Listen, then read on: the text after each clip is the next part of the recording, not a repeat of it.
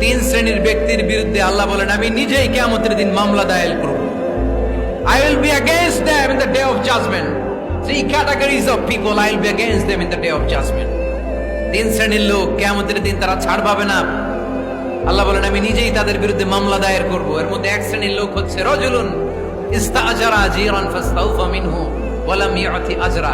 একজন শ্রমিক ভাড়া করে তার কাছ থেকে কাজ নিয়েছে কিন্তু তার পারিশ্রমিক আদায় করে নাই। এরকম আছে না নাই? দাপট দেখায় ইউনিভার্সিটির ক্যান্টিন গুলোতে। ইউনিভার্সিটির ক্যান্টিনে যে খায় মাগার বিল দেয় না, এরকম টাকায় আসরা নাই।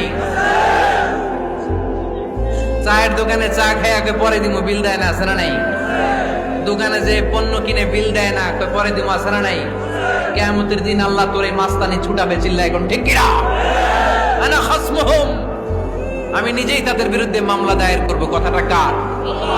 এজন্য বিশ্বনবী বললেন খবরদার, মেহনতি মানুষ, খেটে খাওয়া মানুষ, এদের দোয়া কবুল হয়ে যায়। আতুল আজিরা আজরাহু ক্বাবলা আন ইয়াজিফা আরাকুহু। খবরদার, বিশ্বনবী বললেন শ্রমিকের ঘাম শুকিয়ে যাওয়ার আগে তাদের পারিশ্রমিক মিটিয়ে দাও। বিশ্বনবীর বিখ্যাত হাদিস, আতুল আজিরা আজরাহু ক্বাবলা আন ইয়াজিফা আরাকুহু। শ্রমিকের ঘাম মাটিতে লাগার আগে, শুকিয়ে যাওয়ার আগে